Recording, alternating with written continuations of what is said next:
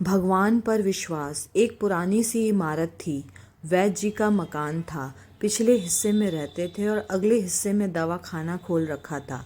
उनकी पत्नी की आदत थी कि दवा खाना खोलने से पहले उस दिन के लिए आवश्यक सामान की एक चिट्ठी में लिख कर दे देती थी। वैद्य जी गद्दी पर बैठ के पहले भगवान का नाम लेते, फिर वह चिट्ठी खोलते। पत्नी ने जो बात लिखी होती उनके भाव देखते, फिर उनका हिसाब करते, फिर परमात्मा से प्रार्थना करती कि हे भगवान, मैं केवल तेरे ही आदेश के अनुसार तेरी भक्ति छोड़कर यहाँ दुनियादारी के चक्कर में आ बैठा हूँ। वैद्य जी कभी अपने मुंह से किसी रोगी से फीस नहीं मांगते थे। कोई देता था, कोई नहीं देता था, किंतु एक बात निश्चित थी, जो ही उस दिन के आवश्यक सामान खरीदने योग्य पैसे पूरे हो जाते थे, उसके बाद वह किसी से भी दवा के पैसे नहीं लेते थे, चाहे रोगी कितना ही धनवान क्यों न हो। एक दिन वैद्य जी ने दवाखाना खोला। गद्दी पर बैठकर परमात्मा का स्मरण करके पैसे का हिसाब लगाने के लिए आवश्यक सामान वाली चिट्ठी खोली तो वह चिट्ठी को एक टक देखते ही रह गए। एक बार तो उनका मन भटक गया। उन्हें अपनी आंखों के सामने तारे चमकते हुए नजर आए, किंतु शीघ्र ही उन्होंने अपनी तंत्रिकाओं पर नियंत्रण पा लिया। आटे, दाल, चावल आदि के बाद पत्नी ने लिखा था, बेटी का विवाह 20 तारीख को है, उसके दहेज का सामान। कुछ देर सोचते रहे, फिर बाकी चीज़ों की कीमत लिखने के बाद दहेज के सामने लिखा, यह काम परमात्मा का है, परमात्मा जाने। एक दो रोगी आए थे, उन्हें वैद्य जी दवाइयाँ दे रहे थे। इसी दौरान एक बड़ी सी कार उनके दवाखाने के आगे आकर रुकी। वैद्य जी ने कोई खास तवज्जो नहीं दी, क्योंकि कई कार वालों ने उनके पास आते रहते थे। दोनों मरीज दवाई लेकर चले गए। वह सूट बूट साहब कार से बाहर निकले और नमस्ते कर कर बेंच पे बैठ गए।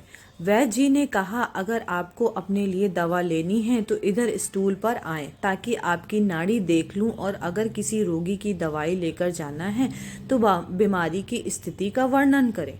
वह साहब कहने लगे, वैद्य जी, आपने मुझे पहचाना नहीं। मेरा नाम कृष्णलाल है, लेकिन आप मुझे पहचान भी कैसे सकते हैं, क्योंकि मैं 15-16 साल बाद आपके दवाखाने पर आया हूँ। आपको पिछली मुलाकात का हाल सुनाता हूँ, फिर आपको सारी बात याद आ जाएगी। जब मैं पहली बार यहाँ आया था तो मैं खुद नहीं आया था, अपितु ईश्वर मुझे आपके पास ले आया था, क्योंकि ईश्वर ने मुझ पर कृपा की थी और वह मेरा घर आबाद करना चाहता था। हुआ इस तरह था कि मैं कार से अपने पैतृक घर जा रहा था। बिल्कुल आपके दवाखाने के सामने हमारी कार पंचर हो गई।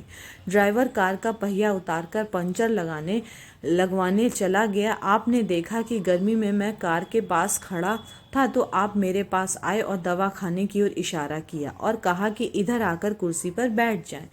अंधा क्या चाहे, दो आंखें और कुर्सी पर आकर बैठ गया। ड्राइवर ने कुछ ज़्यादा ही देर लगा दी थी। एक छोटी सी बच्ची भी यहाँ आपकी मेज पर पास खड़ी थी और बार बार कह रही थी, चलो ना बाबा, मुझे भूख लगी है। आप उससे कह रहे थे कि बेटी थोड़ा धीरज धरो, चलते हैं। मैं यह सोचकर कि इतनी देर से आपके पास बैठा था और मेरे ही कारण आप खाना खाने नहीं जा रहे थे। मुझे कोई दवाई नहीं लेनी थी, ताकि आप मेरे बैठने का भार महसूस न करें। मैंने कहा, वैद्य जी, मैं पिछले 5-6 साल से इंग्लैंड में रहकर कारोबार कर रहा हूँ। इंग्लैंड जाने से पहले मेरी शादी हो गई थी, लेकिन अब तक बच्चे के सुख से वंचित हूँ। यहाँ भी इलाज कराया और वहाँ इंग्लैंड में भी, लेकिन किस्मत से निराशा के सिवा और कुछ नहीं दिया।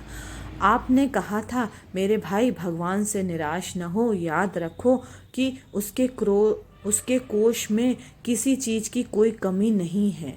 आस, औलाद, धन, इज्जत, सुख, दुख, जीवन, मृत्यु, सब कुछ उसी के हाथ में है। यह किसी वैद्य या डॉक्टर के हाथ में नहीं होता और न ही किसी दवाई से होता है। जो कुछ होना होता है वह सब भगवान के आदेश से होता है। औलाद देनी है तो उसे ही देनी है। मुझे याद है आप बातें करते जा रहे थे और साथ साथ पुड़िया भी बनाते जा रहे थे। सभी दवा आपने 2 भागों में विभाजित कर 2 अलग अलग लिफाफे में डाल दी थी, और फिर मुझसे पूछकर आपने एक लिफाफे पर मेरा और दूसरे पर मेरी पत्नी का नाम लिखकर दवा उपयोग करने का तरीका बताया था।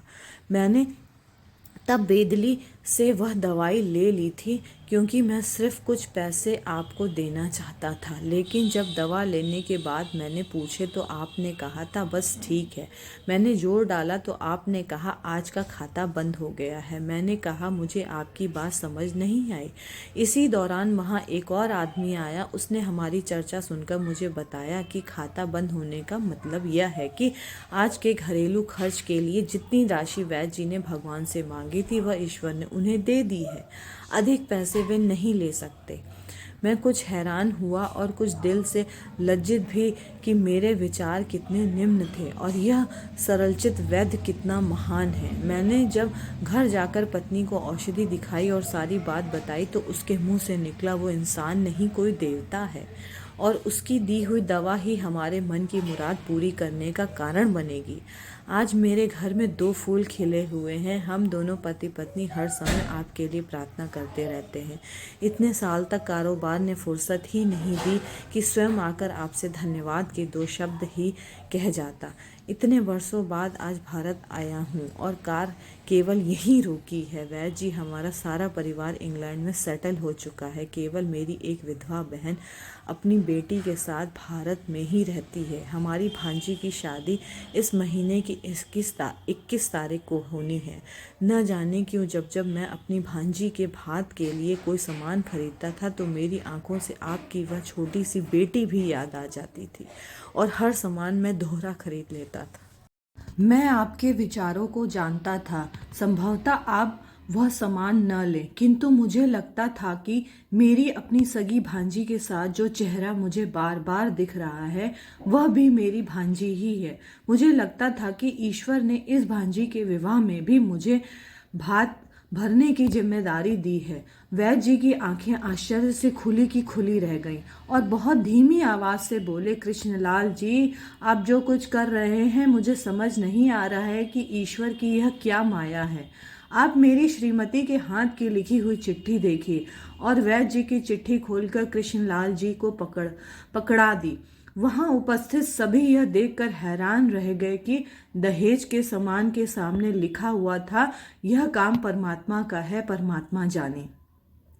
कांपती सी आवाज में वैद्य जी बोले, कृष्णलाल जी, विश्वास कीजिए, आज तक कभी ऐसा नहीं हुआ कि पत्नी ने चिट्ठी पर आवश्यकता लिखी हो और भगवान ने उसी दिन उसकी व्यवस्था न कर दी हो।